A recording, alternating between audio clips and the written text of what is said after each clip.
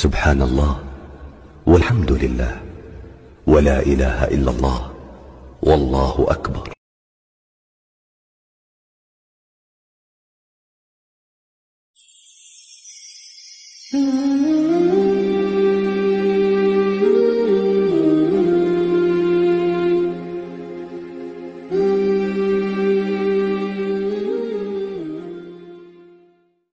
दूसरा अकीदा जिसको गलत रंग में पेश किया गया वो है शफाअत आले मोहम्मद। शफाअत बरहक है। मैंने आसर फवाइद वगैरह अपनी किताबों में तफसीर कुरान में इतना कुछ लिखा कि जिससे ज्यादा लिखा ही नहीं जा सकता। मैंने सब मुनकरीन शफाअत के दलाइल को रद्द करके उनके शुगूत शुबहात को साफ करके वाज़ेह की है जो पैगंबर अकरम या आले मोहम्मद की शफाअत पर ईमान नहीं रखता, अल्लाह उसको नबी और इमाम की शफाअत नसीब ही न करे। लिहाजा शफाअत नबी और इमाम बरहक है। ये हमारा ईमान है, हमारे ईमान का जुज़्व आज़म है। लेकिन देखना ये है कि शफाअत का माना क्या है। एक है ईसाइयों का कफारा, एक है मुसलमानों का अकीदा शफाअत। इनमें जमीन और आसमान का फासला है। ईसाइयों का अकीदा ये है कि यहूदियों ने हजरत ईसा को पकड़ के सूली पर लटका दिया, वो फांसी के फंदे पर लटक गए और अपने बाबे खुदा के पास माज़ल्ला चले गए। बाबा वो कहते हम तो उनको अल्लाह का बंदा खास कहते हैं। तो लिहाजा हमारे सारे ईसाइयों के गुनाहों की गठड़ी उनने अपने सर पे रखी तो बस अल्लाह के पास चले गए। अब क़यामत तक ईसाइयों को छुट्टी है। वो सूअर खाएं या मुर्गा खाएं, शराब पिए या शरबत पिए, निकाह करें या जिना करें, वो चोरी करें या मेहनत करें, जो कुछ करें, हजरत ईसा की फांसी पे लटक जाना, उनका फांसी के फंदे पे लटक जाना बस ईसाइयों की नजात के लिए काफी है। उनको किसी अमल की जरूरत नहीं। इस्लाम का ये अकीदा नहीं है कि पैगंबर अकरम की वफात हो या हैदर करार की शहादत हो या इमाम हसन की शहादत वाली शहादत हो या सैयद शुहदा की शहादत उज़्मा हो। कोई समझदार मुसलमान ये नहीं कहता कि बस हमारी नजात के लिए उनका शहीद हो जाना काफी है। हम कोई करें या ना करें, बस शाह जाने तेरा जाने, गवाहों की गठड़ी वो लेके चले गए कि हमें छुट्टी मिल गई। ये कोई इस्लामी अकीदा नहीं है। न सुन्नी कायल है न शिया कायल है। अगर कोई अकीदा रखता है तो वो जाहिर मुरक्कब है जिसका दीन और मजहब से कोई ताल्लुक नहीं है।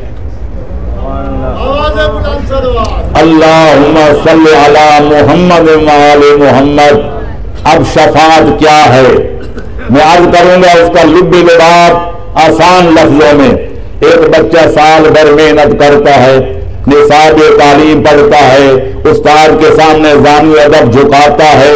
जब सालाना इम्तिहान का वक्त आता है वो पर्चा इम्तिहान देकर पर्चा हल करता है, पूरी मेहनत करता है, लेकिन 2-4 नंबर उसके घट निकलते हैं तो वो 5-6 नंबरों की वजह से फेल हो रहा था। उसका साल मारा जाना था। वो किसी मोज़ल आदमी से कहते जिसका मुम्तहिन के साथ कोई ताल्लुक होता है कि जाकर मेहरबानी कर मेरी सिफारिश कर दे। वो जाकर मुम्तहिन से कहता है कि देखो फलाना बेचारा गरीब खानदान का फर्ज है, इसके बाद 1000 जतन काटे कर बच्चे को पढ़ाया, उनके पास तो किताबों के पैसे नहीं थे, यूनिफॉर्म की रकम नहीं थी, तो लिहाजा चंद नंबरों की वजह से बच्चा फेल हो रहा है। मेहरबानी करके जरा दोबारा नजर डालो कि फिर उसको कोई रियायती नंबर दे दो। तो वो पर्चे को दोबारा नजर डालते, 5 के 6 कर देते, 6 के 7 कर देते हैं, कहीं आधा बढ़ाता है, कहीं पूरा बढ़ाता है। जब 33% हो जाते हैं 5-4 नंबर बढ़ा के तो उसको फेल जो है पास करार दिया जाता है। रियायती नंबरों पे पास कराने का नाम शरीयत आता है। आऊज़ु बिल्लाहि मिनश शैतानिर रजीम बिस्मिल्लाहिर रहमानिर रहीम अल्हम्दुलिल्लाहि रब्बिल आलमीन व सल्लल्लाहु अला मुहम्मदिन व अला आलिहि तय्यबीन व ताहिरीन अल मासूमीन व लानतुल्लाहि अला अदाई मजमाइन अल्लाहुम्मा सल्लि अला मुहम्मदिन व आलि मुहम्मद वज्जिल फरजहुम। मोहतरम नाज़रीन व सामीन अस्सलामु अलैकुम। आज की नई वीडियो के साथ हाज़िर खिदमत हैं। मैं हूं अली रूहानी और आप देख रहे हैं हमारा ऑफिशियल यूट्यूब चैनल। मोहतरम नाज़रीन व सामीन, आज की हमारी वीडियो का उन्वान है अक़ीदा शिफ़ाअत, कुरान और अहले बैत की नज़र में। शिफ़ाअत का मफ़हूम क्या है? शिफ़ाअत मोहम्मद और आले मोहम्मद अलैहिस्सलाम की बिलाशुबा बरहक है। कुरान में और रवायात अहले बैत में इसका जा बजा ज़िक्र मिलता है। लेकिन शिफ़ाअत जैसी नेमत से मुस्तफ़ीद होने के लिए या शिफ़ाअत जैसे पैकेज को हासिल करने के लिए क्या क्या चीज़ें ज़रूरी हैं, इसका मेयार क्या है और किन लोगों के लिए शिफ़ाअत की इजाज़त दी जाएगी इन हस्तियों को। और कुरान मजीद फ़ुरक़ान हमीद भी अपने पढ़ने वालों और पढ़कर अमल करने वालों की शिफ़ाअत करेगा, हाफ़िज़ कुरान की शिफ़ाअत करेगा। तो कुरान और अहले बैत अलैहिस्सलाम की शिफ़ाअत से मुस्तफ़ीद होने के लिए और इनसे मतलब अपने गुनाहों की तलाफ़ी और बख्शिश और माग़फ़िरत के लिए ख़ासकर रोज़े जज़ा यानी क़यामत वाले दिन किन चीज़ों का होना ज़रूरी है कि हम शिफ़ाअत की नेमत को, उसकी ऑप्शन को, उस पैकेज को हासिल कर सकते हैं। और शिफ़ाअत से मतलब क्या है? यानी शिफ़ाअत कोई ऐसा अक़ीदा है कि हम लाइफ़स्टाइल तो अपनी मर्ज़ी का गुजारें, अक़ायद अपनी मर्ज़ी के तरतीब दें जी, और ना सिर्फ़ अपनी मर्ज़ी के तरतीब दें बल्कि बिल्कुल ही हम मुखालिफ सिमत चल पड़ें जो हमें एक अक़ायद और मामलात ज़िंदगी को चलाने के लिए कुरान व अहले बैत ने ताकीदें और नसीहतें की हैं। ना सिर्फ़ उन पे अमल ना करें बल्कि बिल्कुल उनकी मुखालिफ सिमत पर चल पड़ें और फिर ये उम्मीद भी रखें कि जनाब मोहम्मद और आले मोहम्मद अलैहिस्सलाम हैं शिफ़ाअत के लिए। जनाब सैयदुल शुहदा अलैहिस्सलाम ने जनाब बच्चों समेत कुर्बानी दी है, वो किस लिए कि वो शिफ़ाअत करेंगे जनाब उम्मत की और ख़ास कर गुनाहगारों की। तो हमें जनाब मसला ही कोई नहीं है। दूसरा ये कि एक माँ अपने बच्चे को आग में जलता देख नहीं सकती, तंदूर में जलता देख नहीं सकती, तो अल्लाह ताला तो जनाब हमें 70 माओं से ज़्यादा प्यार करता है। तो ये कैसे मुमकिन है कि जी वो हमें जहन्नम में फेंक दे? फ़लसफ़ियों के घड़े हुए इस तरह की कुछ चीज़ें भी हैं। और इसी तरह कुछ रवायात, मौज़ूई रवायात को घड़ लाते हैं और कुछ रवायात का जनाब जो असल मतन है उसमें कोई एडिटिंग करते हैं, उसका जनाब को टुच लगाते हैं अपनी मर्ज़ी का। एक असल मासूम का लफ्ज़ लेते हैं, एक लाइन अपनी मर्ज़ी की आगे जाकर ये वो बयान कर देते हैं। जैसे सैयद सज्जाद अलैहिस्सलाम से एक रवायत मंसूब की जाती है कि जनाब आपसे किसी गैर शिया ने पूछा कि जी आपके मानने वाला अगर ये गुनाह करता हो, गाना सुनता हो, तो आपने कहा कि जी उस पर मुश्किलें आएंगी। जी अगर खुदा न खास्ता वो शराब नोशी और जना में मुलव्वस हो, तो आपने कहा जी ये इस तरह होगा। एंड के वो गुनाह गिनाता गया और सैयद सज्जाद बताते गए जी बीमारियों में गिरफ़्तार हो जाएगा, रिज़्क़ की तंगी का शिकार हो जाएगा। फिर और बढ़ा तो इमाम ने कहा जी इसकी जान कुनी का जो आलम मरहला है वो सख्त होगा। फिर आगे और बढ़ा तो इमाम ने कहा जी कब्र में थोड़ी इसकी ठोका ठाकी यानी मफ़हूम पेश कर रहा हूँ वो हो जाएगी। फिर आगे बढ़ा तो इमाम ने से कहा कि जी क़यामत में हम उसे शर्मिंदा नहीं होने देंगे, यानी जहन्नम में नहीं जाने देंगे। तो ये रवायात का कुछ मतन जो है सैयद सज्जाद से यानी शिफ़ाअत मोहम्मद और आले मोहम्मद अलैहिस्सलाम, शिफ़ाअत नबी और इमाम से इनकार तो मुमकिन ही नहीं है। कुरान में इसका ज़िक्र है, रवायात मोहम्मद और आले मोहम्मद अलैहिस्सलाम में इसका ज़िक्र है। इस अक़ीदे से इनकार कर देना यानी खुदा न खास्ता कुरान व अहले बैत की वाज़ेह बात को इनकार कर देने का मुतरादिफ़ है। कुछ चीज़ें आपने क़िबला आयतुल्लाह मोहम्मद हुसैन नजफ़ी ढक्कू साहब हाफ़िज़ुल्लाह ताला, अल्लाह ताला क़िबला को सेहत व सलामती दे, उनका साया मिल्लत पे कायम रखे। वीडियो के इब्तिदा में छोटा सा क्लिप आपने उनका सुना, कुछ चीज़ें उन्होंने वाज़ेह कर दी कि शिफ़ाअत के नज़रिए तकरीबन कमोबेश हर मकतब और मसलक में और हर मज़हब में मौजूद हैं। जैसे क़िबला ने मसीहत का थोड़ा सा हवाला दिया कि उनकी अक्सरियत का ये अक़ीदा है कि जनाब ईसा इब्न मरियम अलैहिस्सलाम जो हैं वो हमारे गुनाहों को सर पे अपने सर लेके तो सूली चढ़ के तो वो चले गए हैं। अब क़यामत तक के लिए हम अमाल या अपनी मर्ज़ी का लाइफ़स्टाइल गुजार भी लेते हैं तो हमें जनाब बख्शाएँ, हमारा इससे कोई नहीं। इसी तरह आप आ जाएँ, यहूदियों ने अपना एक अक़ीदा वज़ा किया हुआ है कि जनाब हम अल्लाह ताला की लाडली और चुनी हुई कौम है, हम वो कौम है जिनके लिए मनो सलवा उतरा है जी। हम वो कौम है कि जिसमें सबसे ज़्यादा अम्बिया यानी बनी इसराइल में। तो इस तरह की चीज़ें उन्होंने भी रखी हुई हैं, यानी अपने ज़ौम में उन्होंने, और इसी ज़ौम ने उनको मजबूर किया कि जब दौर रिसालत माब सल्लल्लाहु अलैहि वसल्लम आकर दो जहां का आगाज़ हुआ तो उन्होंने जनाब वाज़ेह आयात कुरानी और वो निशानियाँ और वो आयात जो उनको अपनी कुतब यानी तुरैत में भी मिलती थी और जिसका ज़िक्र उनके बुज़ुर्गान करके गए, अम्बिया उनको इशारे करके गए, यानी रिसालत माब सल्लल्लाहु अलैहि वसल्लम की आमद के बारे में, और इंतज़ार में थी कौम यहूद यानी कौम बनी इसराइल। लेकिन इसी ज़ौम ने कि जनाब हम कुछ चुने हुए और वीआईपी वीवीआईपी किस्म के लोग हैं अल्लाह की नज़र में और हमारे अंदर सबसे ज़्यादा अंबिया आए हैं, हमें मनो सलवा खिलाया गया है। तो इसी ज़ौम में जनाब उन्होंने इनकार, ना सिर्फ इनकार किया बल्कि दुश्मनी पर उतर आए। और कुरान मजीद में, फ़ुरक़ान हमीद में जगह जगह आपको कौम यहूद का मिलेगा कि वो अल्लाह की आयात को बदल डालते थे। उससे मफ़हूम यही है कि अल्लाह ताला उनको जो हुक्म देता था उसमें ख़ुद ही वो इज्तिहाद करके अपनी मर्ज़ी का जनाब वो उसको मतलब घर लेते थे और अपनी मर्ज़ी से फ़ैसले करते थे। तो शिफ़ात का अक़ीदा जो है वो आसमानी मज़ाहिब हों या गैर आसमानी मज़ाहिब हों, हिंदुओं में आप चले जाएँ, बुद्ध मतों में चले जाएँ जनाब, आपको ये अक़ीदा हर जगह मिलेगा। लेकिन इस अक़ीदा शिफ़ात की मुसलमानों यानी इस्लाम की नज़र में शरई हैसियत क्या है? मुसलमान को किस तरह का अक़ीदा शिफ़ात रखना चाहिए? शिफ़ात की उम्मीद बिल्कुल रखनी चाहिए, इससे इनकार कर देना कुल्ली तौर पे मुतलकन और सारी चीज़ें बस अपने उसमें डाल देना कि नहीं जी शिफ़ात शफूत कुछ भी नहीं है, हमारे अमाल ही हमें बख्शवाएँगे या जन्नत में, ये जो है वाज़िह कुरान और अहले बैत के ख़िलाफ़ जाती चीज़ है, इससे भी बचना चाहिए। और दूसरी तरफ उन ख़बास्तों से जो बकी जाती हैं कुछ जोहला की तरफ से कि जनाब जिस तरह का मर्ज़ी कुछ कर लो, हुसैन ने अली असगर कुर्बान किया है, हुसैन ने अली अकबर कुर्बान किया है, हुसैन ने जनाब अब्बास अलमदार जैसा भाई कुर्बान किया है। तो इतनी कुर्बानियाँ देख के इमाम अली मकाम के पैरोकारों को अल्लाह बख्शेगा नहीं, माफ़ नहीं करेगा, तो ये कैसे मुमकिन है? तो इन चीज़ों से भी बचना चाहिए, ना कुल्ली तौर पे उसका रद्द करना चाहिए, अक़ीदा शिफ़ात का रद्द तो करना ही नहीं चाहिए, और ना कुल्ली तौर पे सारा उस पर डिपेंड करना चाहिए कि जनाब शिफ़ात के ऊपर बेस आपका बुनियाद और उम्मीद लगा के तो आप जनाब सारा ही कुरान व अहले बैत का जो फ़लसफ़ा है, जो नज़रिया है, जो कुरानी मुआशरा या कुरानी ख़ानदान या कुरानी इंसान वो चाहते हैं, उसका बेड़ा गर्क आप करके रख दें कि जनाब ज़रूरत ही कोई नहीं है। तो अगर मेरे अज़ीज़ों ज़रूरत ही कोई नहीं है तो फिर जैसे मौला कायनात ने फरमाया कि अगर सिर्फ़ अक़ीदा यानी मफ़हूम पेश कर रहा हूँ, सिर्फ़ अक़ीदा की बुनियाद पे ही अल्लाह ताला ने बख्शिश करनी थी या लोगों को आज़माना नहीं था, सिर्फ़ अक़ीदे की बुनियाद पे ही आप लोगों को ग्रीन सिग्नल मिल जाना था, तो फिर अहकामात नाज़िल करने की अल्लाह रब्बुल इज़्ज़त को ज़रूरत ही नहीं थी। तो चलते हैं जी बग़ैर मज़ीद वक्त ज़ाया किए, सबसे पहले देखते हैं कि कुरान मजीद फ़ुरक़ान हमीद में अक़ीदा शिफ़ात के बारे में या शिफ़ात के बारे में मुख्तसरन आपकी खिदमत में पेश करते हैं कि क्या कहा गया है, और फिर रवायात मोहम्मद और आले मोहम्मद अलैहिस्सलातु वस्सलाम की उसमें आपको पेश करते हैं शिफ़ात के हक़ में जो या शिफ़ात के बारे में जो चीज़ें हैं। सबसे पहले सूरह मुबारका ज़मर की आयत नंबर 44 में अल्लाह ताला फरमाता है कि तमाम सिफारिश अल्लाह ही की मलकियत है।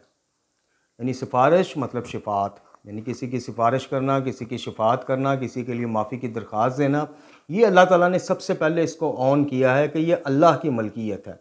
और जो चीज़ अल्लाह की मलकियत है वो अल्लाह के इज़्न के साथ ही किसी को सौंपी जाएगी।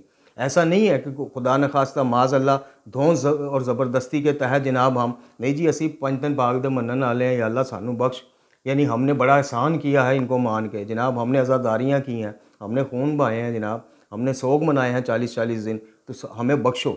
ये धौन ज़बरदस्ती वहाँ नहीं चलेगी। वहाँ अम्बिया हों, आइमा हों, औलिया हों, सालेहीन हों, जिसको भी इज़्न परवाना शिफ़ात मिलेगा, यानी मोहम्मद और आले मोहम्मद अलैहिस्सलातु वस्सलाम को जो परवाना शिफ़ात मिलेगा और जो वो शिफ़ात करेंगे वो अल्लाह के इज़्न और मर्ज़ी और इजाज़त से ही करेंगे।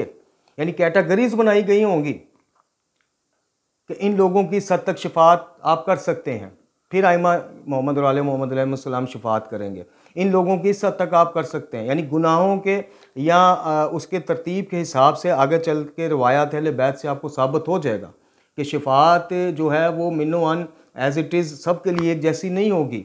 यानी जिसने अपनी ज़िंदगी कुरान और अहले बैत के दस्तूर के मुताबिक गुजारने की कोशिश की है, उसमें सख्तियाँ झेली हैं, फाके झेले हैं, उसमें सौबतें मुसीबतें झेली हैं और बाज़ ने शहादतें पाई हैं, क्या उनका दर्जा उस मलंगी और मवाली के बराबर हो सकता है कि जिसने पूरी ज़िंदगी अपनी मर्ज़ी की नफ्स के मर्ज़ी के मुताबिक गुजारी है? जनाब पूरी ज़िंदगी उसने इस चीज़ को कंसीडर ही नहीं किया कि कुरान और अहले बैत की नज़र में मोमिन क्या होता है, उसका दर्जा उस मुत्तकी के बराबर हो सकता है? दोनों के लिए एक जैसी शिफ़ात हो सकती है? नहीं, ये अल्लाह ताला के अदल के ख़िलाफ़ और खुद अदालत मासूमीन के ख़िलाफ़। अच्छा जी, उसके बाद अल्लाह ताला सूरह मुबारका बकरा की आयत नंबर 255 यानी आयतुल कुर्सी में फरमाता है कि कौन ऐसा है कोई ऐसा जो इसकी इजाज़त के बगैर इसके पास की इसकी सिफारिश ले आए या सिफारिश करे? अब यह आप देख लें, इतनी वाज़िया आयत कुरानी के बावजूद किस चीज़ के धोखे हैं कि जो मासूमीन अलैहिस्सलाम हैं जनाब, वो जिसकी सिफारिश जब जैसे चाहें वो कर देंगे, बस बात ख़त्म हो जाएगी। बात ख़त्म नहीं होगी। मासूमीन अलैहिस्सलाम भी अल्लाह की इजाज़त और इज़्न कि वो उसमें हैं, इंतज़ार में होंगे। मोहताज हैं अम्बिया आइमा औलिया जितने भी हैं, अल्लाह के सब मोहताज हैं। तो उसकी इजाज़त और उसकी ये देख लें, आयत का आप लहजा देख लें, इस आयत मुबारक का, इसके तेवर आप आयत का देख लें कि कौन है कि जो अल्लाह के यहाँ किसी की सिफारिश करे शफात की, उसकी इजाज़त के बग़ैर। तो ये अब आपके सामने है। अच्छा जी, इसके बाद सूरह मुबारक अंबिया की आयत नंबर 28 और आयत नंबर सूरह मुबारक नजम की आयत नंबर 26 में तकरीबन मिलती जुलती आयात हैं शफात को लेके, कि जिसमें कहा गया कि और आसमान में बहुत से फरिश्ते हैं। अब ये इस आयत को आपने गौर से सुनना है। इस आयत से आपको चीज़ें बहुत ज़्यादा वाज़िया हो जाएंगी जी। इरशाद रब्बुल इज़्ज़त है कि आसमान में बहुत से फरिश्ते हैं जिनकी सिफारिश कुछ भी काम नहीं आती मगर अल्लाह जिसके लिए चाहे इजाज़त दे और पसंद फरमाए। ये बात देख लें। अब फरिश्ते भी मासूम मखलूक हैं, फरिश्ते भी इंसानों के लिए, मुत्तकी लोगों के लिए या कुछ गुनाहगारों के लिए कि जिन्होंने कुछ अच्छे का अल्लाह के ज़ोर इस्तग़फ़ार करते हैं, रवायात में मिलता है। अब अल्लाह ताला फरमा रहा है कि आसमानों में सब नहीं, कुछ फरिश्ते हैं कि जो कुछ लोगों की सिफारिश करना चाहते हैं या करते हैं, लेकिन आयत क्या बता रही है कि उनकी सिफारिश कुछ काम नहीं आती मगर ये कि अल्लाह जिसके लिए शिफात या सिफारिश करने की इजाज़त दे तो फिर उनकी शिफात की सिफारिश जो है वो काबिल कबूल है।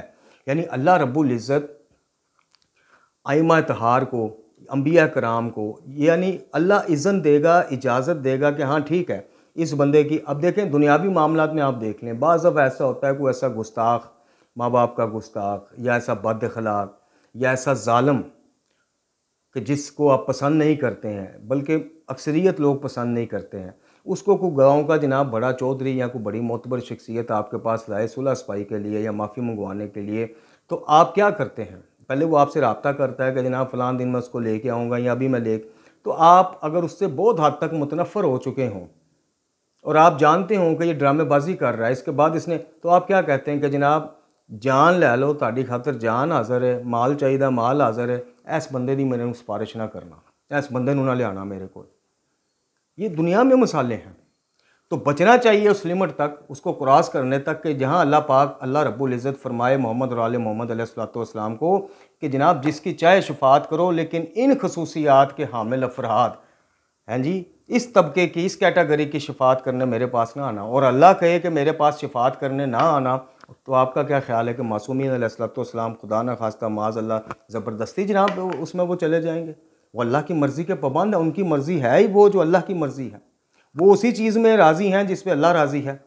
उनकी ज़िंदगियाँ इसका अमली सबूत है, अमली नमूना है कि वो रज़ा अल्लाह ताला की रज़ा में राज़ी रहने वाली हस्तियाँ हैं। अच्छा जी, अब इसके अलावा सूरह अंबिया की आयत नंबर 28 ही में एक जगह और ज़िक्र है कि इस शख्स के सिवा, अब ये भी आयत देखने वाली है। अब ये शफात का यहाँ पे कुल्ली तौर पे आप पे वाज़िह हो जाएगा कि शफात किसकी होगी, किसके बारे में इजाज़तनामा हासिल होगा कि जिस बंदे की आप शफात कर सकते हैं। ये इस आयत ने इस चीज़ को ख़त्म कर दिया, बहामात को। जी सुनिए, अल्लाह रब्बुल इज़्ज़त फरमाता है कि इस शख्स के सिवा जिससे राज़ी हो अल्लाह, यानी इस शख्स के सिवा कि जिससे अल्लाह राज़ी हो, किसी की सिफारिश भी नहीं करेंगे। अब ये आप देख लें, यानी इस शख्स के सिवा जिससे खुदा अल्लाह राज़ी हो, किसी की सिफारिश भी नहीं करते। यानी फ़रिश्तों का उस कॉन्टेक्ट में आप देखें जो जिक्र हो रहा था कि जिससे अल्लाह राज़ी है, उनको पता है कि इसके अमाल ऐसे हैं, इसके अकायद ऐसे हैं, इसकी नीयत ऐसी है, कमी बेशी है इसमें, लेकिन यह है कि अल्लाह ताला इससे राज़ी है।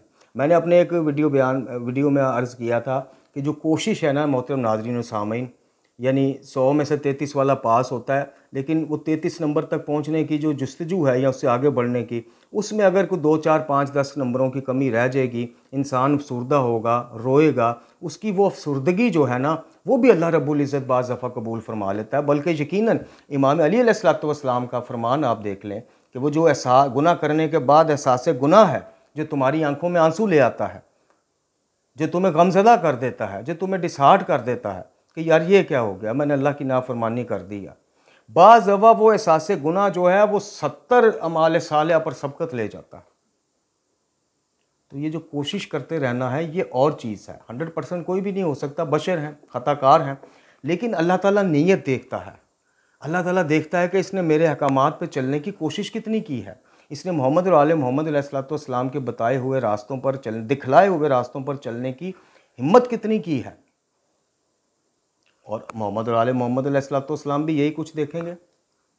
उन तक भी जो हमारी काली करतूतों की रिपोर्टें जाती होंगी जी, उन तक जो पैगाम जाता होगा, सरकार आपकी उम्मत में ये ग्रोह ये करता फिरता है, वो ग्रोह, तो आप खुद देख लीजिए, ख़ासकर इन लोगों के नाम लेवाओं, इनकी खातिर जनाब जीने मरने के अहद करने वालों की रिपोर्टें मुझ जैसे गुनाहगार की, तो फिर आप बताएं कि वो उसके ऊपर भी ये कि जनाब वो शिफात ज़बरदस्ती मैं उनसे करवा लूँगा, तो ये खाम ख्याली।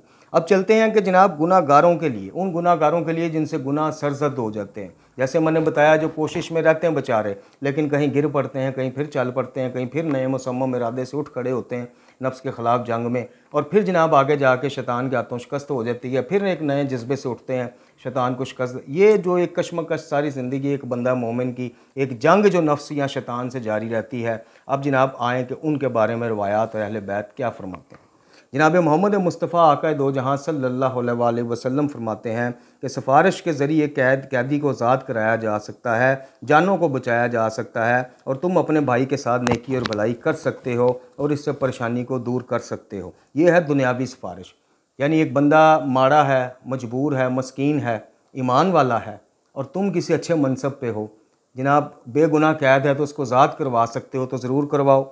जनाब उसकी जान को ख़तरा है, तुमको इसमें, जान तो अल्लाह के हाथ में, लेकिन तुम कोई ना कोई वो कोशिश कर सकते हो तो ज़रूर करो।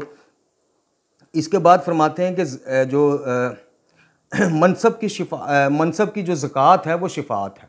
यानी आपको अल्लाह ताला ने किसी अच्छे मनसब पे रखा हुआ है, अच्छी अथॉरिटी पे रखा हुआ है, तो जो उसकी ज़कात है, जो उसका शुक्राने के तौर पे ख़राज है, वो किसी बंदा मोमिन या बंदा मुस्तहिक़ की शिफ़ात करना है, यानी इसका कोई काम करवा देना, जायज़ काम जी। अच्छा जी, इसके बाद रसूल अकरम सल्लल्लाहु अलैहि वसल्लम फरमाते हैं कि जनाब मेरी शिफ़ात मेरी उम्मत के इन अफराद के लिए है जो मेरे अहले बैत से मोहब्बत रखते हैं।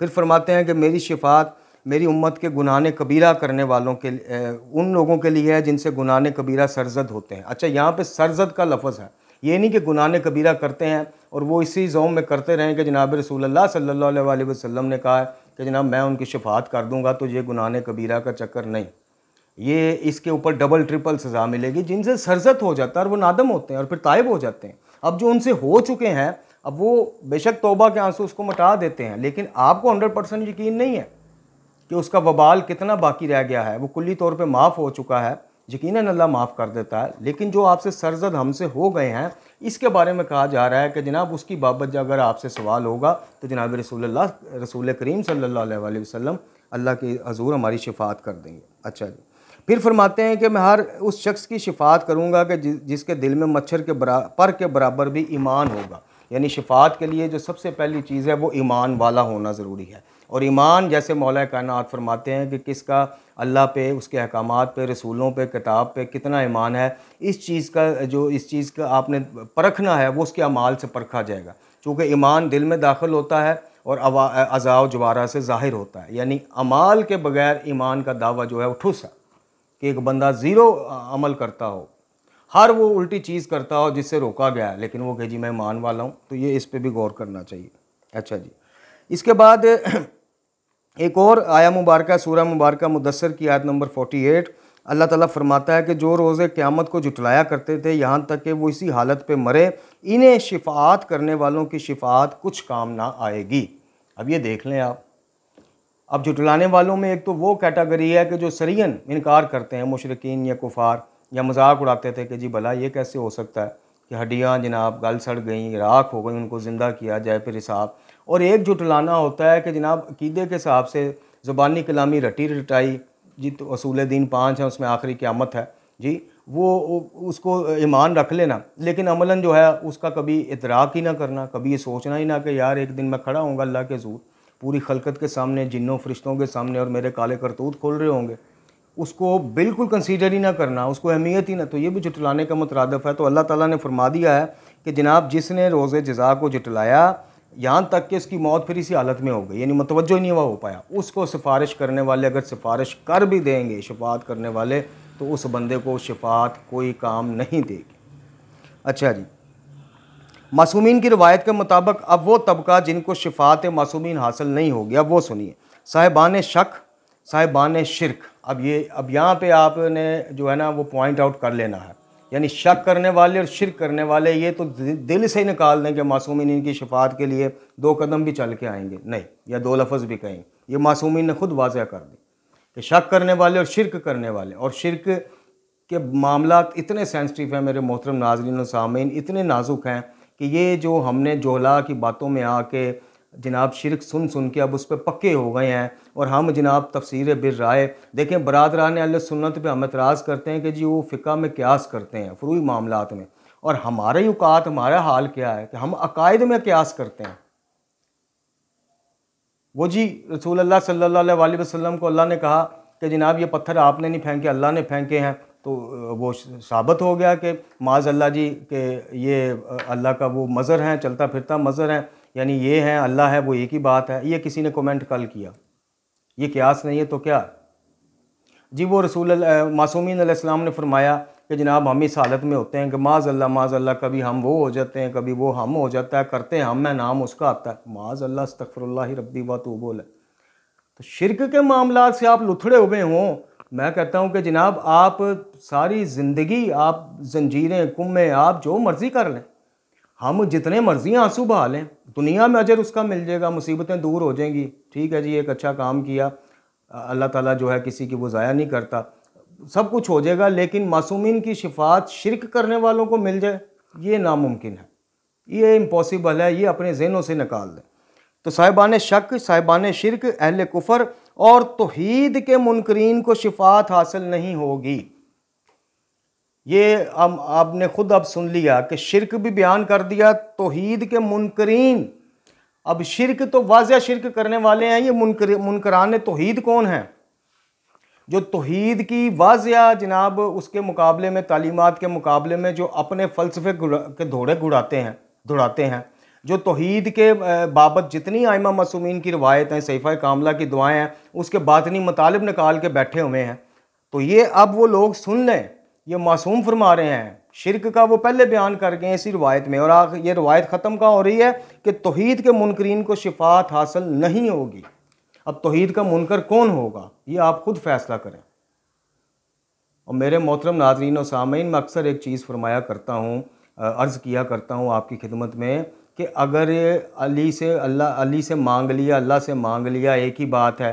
अल्लाह जो है माज़ अल्लाह इन हस्तियों में हलूल कर गया है, अल्लाह ताला जो है इन हस्तियों को सौंप दी है, हर चीज़ अल्लाह ने हर चीज़ बना के इनके हवाले कर दी। अब ये जाने और बाकी मखलूक़ात जाने, अगर ये चीज़ें शिरक नहीं हैं तो फिर शिरक नाम किस चीज़ का है कि जिसके बारे में कहा गया कि शिरक तो शिरक खफ़ी से भी बचो। ये चीज़ें गौर कीजिएगा इनके ऊपर, और इसके लिए आपको कुरान और अहले बैत को पढ़ना पड़ेगा।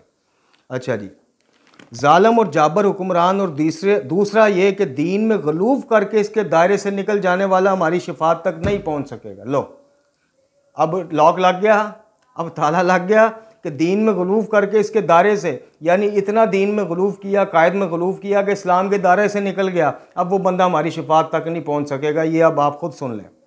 जालिम लोगों की शिफात हम नहीं करेंगे, और नमाज को हकीर समझने वालों की शिफात भी हम नहीं करेंगे। अब इमाम ने ये नहीं कहा कि नमाज को हकीर समझने वाला एक आम बंदा, यानी मैं समझाने के लिए कह रहा हूँ, उसकी शिफात तो कबूल नहीं होगी, लेकिन नमाज को हकीर समझने वाला वो बंदा जो अज़ादारियाँ करता था, जो मजालिस पढ़ता था, जो कहता था जी मजलिस जो है वो ज़्यादा अहम है जनाब, जो सीने ज़ख्मी करता था, जो कमरे ज़ख्मी करता था, ऐसा बंदा अगर नमाज को हकीर समझ भी लेगा तो कोई बात नहीं, हम उसको बख्शवा देंगे। ऐसी कोई रवायत मुझे गढ़ी हुई झूठी दिखा दें। सब एक जैसे हैं इस हमाम में, इस कैटेगरी में, यानी जिसने नमाज को हकीर समझा, सुबक समझा, वो शफात के दायरे से, उनके हक़ से निकल गया। रसूल अकरम सल्लल्लाहु अलैहि वसल्लम की बातों को झुठलाने वालों को शफात नसीब नहीं होगी। गुनाह कबीरा करने वालों के लिए जानबूझकर गुनाह कबीरा करने वाले, तवातर के साथ करने वाले, ये वही बात है, उनको भी शफात नसीब नहीं होगी। मुशरिकीन के लिए शफात नहीं है। अच्छा जी, और इसके अलावा जालिम के लिए नहीं है, फ़ुकरा को डांटने झाड़ने वालों के लिए नहीं है, कुरान को झुटलाने वालों के लिए नहीं है, चूँकि कुरान भी शफ़ी होगा क़यामत वाले दिन, और जो कुरान से दूर रहा वो शफ़ात मोहम्मद और आले मोहम्मद और ख़ुद कुरान की शफ़ात से भी दूर रहेगा। ये जनाब आपने मुख्तसरन कुछ 4-5 आयात कुरानी और कुछ रवायात मासूमीन अलैहिस्सलाम आपकी खिदमत में आपने सुनी, आपको पेश की, जिसमें थोड़ा सा बात को वाज़िया किया गया कि शफ़ात है क्या, अक़ीदा शफ़ात क्या है, और क्या शफ़ात जो है वो इस चीज़ का नाम है कि ज़िंदगी अपनी मर्ज़ी की गुजारी जाए, अक़ीदा अपनी मर्ज़ी का लिया जाए, और जनाब एंड में जनाब सारा खाता जो मलबा है वो हम शफ़ात करने वाले यानी कुरान वाले बैत के खाते में डाल दें कि जनाब असी अपनी मर्ज़ी की ज़िंदगी गुजार आए हैं, हमने जो करना था वो कर लिया है, चूँकि हम आपके मानने वाले थे, अब आप जाने तो आपका काम जाने, जनाब आप वो करें। अच्छा जी, अब मुख्तसरन कुछ रवायात आपकी खिदमत में और पेश करते हैं। जो गुनाह कबीरा करने के बाद तौबा ना करे वो फासिक है, इसके पीछे नमाज नहीं हो सकती, इसकी गवाही काबिल कबूल नहीं, मरने के बाद अगर इस पर खुदा का फ़ज़ल नहीं हुआ जिस फ़ज़ल में मोहम्मद और आले मोहम्मद की शिफ़ात शामिल है, तो वो खुदा के सख्त तरीन अज़ाब का मुस्तहिक़ करार पाएगा। इसलिए अपने गुनाह कबीरा को इस आस पे सर अंजाम देना कि शफ़ात के लिए ये हस्तियाँ मौजूद हैं, ये सरासर जहालत, धोखा है, और ये धोखा किसके साथ है? इंसान का ख़ुद अपने साथ। अच्छा जी, इसमें तो कुछ शक ही नहीं कि खुदा अपने पैगंबर आइमा तहार और दूसरे शफ़ात करने वालों की बड़ी शान ज़ाहिर करने की खातिर गुनाह कबीरा करने वालों को उनको शफ़ात की इजाज़त दे के बख्श देगा, बल्कि इनकी शफ़ात की बरकत से इनके तमाम दोस्तों का दर्जा इससे भी बुलंद होगा, और ये बात कुरान मजीद और मतवातर हदीस से साबित है जो भी आपकी खिदमत में पेश की जाए। लेकिन शफ़ात के भरोसे पर तौबा ना करना या गुनाह करना ऐसे ही है जैसे डॉक्टर के पास जाने और इलाज कराने की उम्मीद पर जहर खा लेना या सांप के मुंह में उंगली दे देना। ये सरासर खिलाफ अकल बातें हैं, क्योंकि जहर खाने के बाद पहले तो इसका यकीन नहीं है कि डॉक्टर और दवाई तक बंदा पहुंच भी सकेगा कि नहीं। इसी तरह गुनाह करने के बाद आपको क्या मालूम कि तौबा तक आपकी ज़िंदगी पहुंच भी सकेगी कि नहीं। अगले लम्हे जनाब बत्ती गुल, खेल ख़त्म, किताब उम्र ख़त्म। तो शफ़ात की उम्मीद पर गुनाह करना ऐसा ही है जैसे कि दवाई की उम्मीद पर जहर खा लेना। जी, ये कितनी अच्छी उन्होंने जनाब अमीरुल मोमिनीन अली अलैहिस्सलाम से मौत की सिफ़त पूछी गई है, तो हज़रत ने फरमाया, तुम एक जानने और मालूमात रखने वाले शख्स के पास आए हो, लिहाजा सुनो। मौत इन 3 बातों में से एक बात के साथ आती है, हमेशा रहने वाली नेमत की खुशखबरी होगी, या हमेशा रहने वाला अजाब होगा, या इस्तराब और खौफ होगा। ऐसे इंसान का अंजाम गैर वाज़िया है जो ये नहीं जानता कि इसका ताल्लुक़ किस गिरोह से होगा। तो हमारे दोस्त को जो हमारी रियायत करने वाला रहा होगा, जिसका कोई गुनाह नहीं होगा, हमेशा रहने वाली नेमत की खुशखबरी दी जाएगी, और हमारे मुखालिफिन और दुश्मन हमेशा रहने वाले अजाब की उसमें रहेंगे, हमेशा रहने वाले अजाब के हसार में रहेंगे, और हम अपने दोस्तों की शफ़ात करेंगे।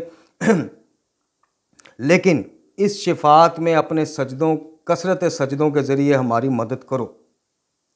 अच्छा जी, अहकामात खुदावन को बजा लाओ, खुदा के अजाब को कम या छोटा ना समझो, और नमाज को सबक ना समझो, हकूक़ अल्लाह और हकूक़ुल इबाद का ख्याल रखो, तो इंशाअल्लाह हमारी शफ़ात नसीब होगी। उमर बिन यजीद ने कहा कि मैं हज़रत सादिक़ अलैहिस्सलाम के पास हाज़िर हुआ, अर्ज़ किया कि मैंने सुना है कि आपने फरमाया कि हमारे तमाम पैरोकार बहिश्त में जाएंगे, चाहे इन्होंने गुनाह ही किया ना हो। आपने फरमाया कि ये सच है, खुदा की कसम वो सब के सब बहिश्त में जाएंगे जिनसे गुनाह सरजद हो गए। अब ये वही बात है, गुनाह का सरजद हो जाना और बात है, लेकिन जानबूझकर जनाब गुनाहों की ज़िंदगी गुजारना इस आस पे कि जनाब इनके मानने वाले हैं, यानी कोई एहसान है, कोई एग्रीमेंट है, कोई आपका कॉन्ट्रैक्ट हो गया इनके साथ कि हमें मान लो तो उसके बाद मादर पिदर आज़ाद हो, ऐसा नहीं है। तो आपने फरमाया कि जिनसे गुनाह सरजद होंगे, क़यामत में तो सब के सब पैगंबर या इनके वसी की शिफ़ात की बदौलत बहिश्त में चले जाओगे, लेकिन खुदा की कसम मुझे तुम्हारे बरज़ख की फ़िक्र है। मैंने पूछा कि मैं कुर्बान जाऊँ, बरज़ख क्या शय है? तो आपने फरमाया, बरज़ख कब्र है, मौत के वक़्त से क़यामत के दिन तक ठहरने की जगह है। मुझे तुम्हारे उस आलम का खौफ है कि वो खुदा माफ़ करे जो रवायात मोहतरम नाज़रीन व सामीन बरज़ख के हवाले से मिलती हैं, वो इस कदर मतलब डरा देने वाली, हिला देने वाली हैं कि जिसको हम बिल्कुल मामूली समझते हैं आलम बरज़ख को, उसके हालात और वाक़यात पढ़ के इंसान जो है वो खुश्क हो जाता है। तो अल्लाह करीम से दुआ है, वीडियो लेंथी हो रही है, कि अकीदा शफात के भरोसे हमें गुनाह ने कबीरा और सगीरा करने से बचाए और इस खाम ख्याली में मज़ीद रहने की हमें जो है वो ना दे।